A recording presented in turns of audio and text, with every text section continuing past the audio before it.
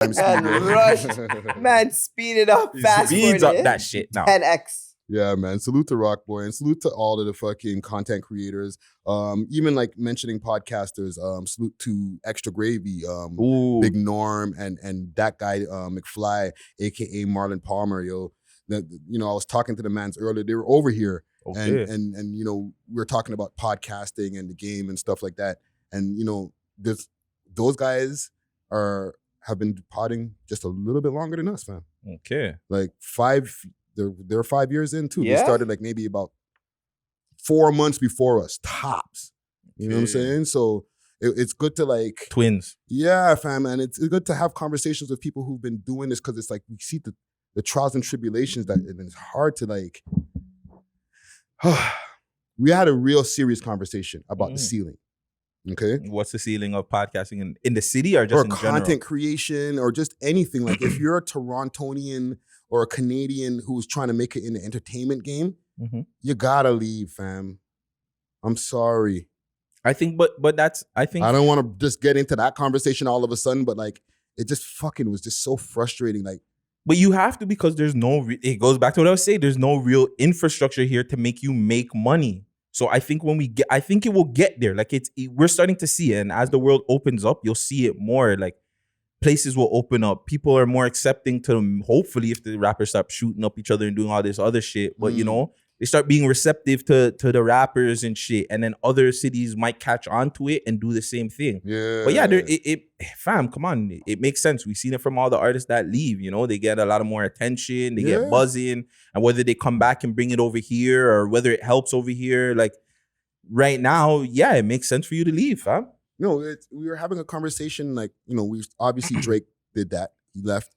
And fucking, he got his respect over there. And then we started acting like, oh shit, we always loved him, right? That's the regular thing that happens. Not just a Toronto thing. I think everybody kind of goes through that, but it's a Canadian thing just because we have that separation of the border, right?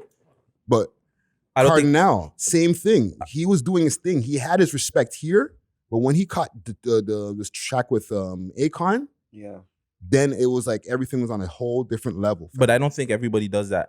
Are you saying everybody does that? Like even in the States, they do the same thing?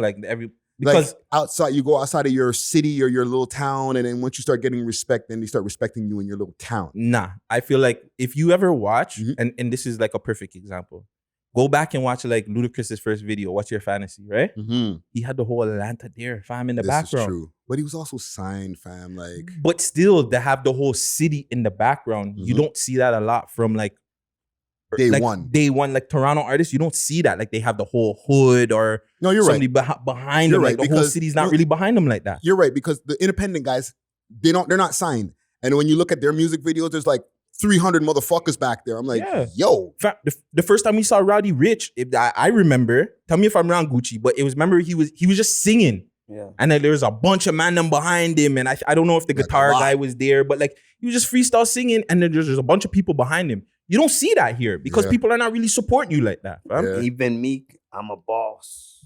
Yeah, mad Philly beards in the background. Even before that. Like I remember when Meek had braids and shit, he always had like beard diggers around it. But that's what I'm saying. Like I feel like the support with this city, they want to see you first before. Like you have to prove it before they actually get behind you. And I think that's a problem. We should just push all our artists.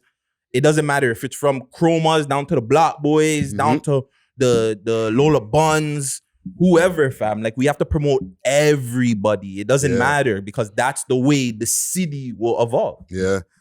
Well, it was like a very frustrating conversation, but I wanted to give them a big salute too. Also, glad y'all made it to the end of this video. And if you like this video right here, we got a couple more for y'all to choose from right here. And make sure to like and subscribe, okay? And make sure to share this video to a friend and tell a friend to tell a friend to tell a friend that the We Love Hip Hop Network is the leading network in Canada.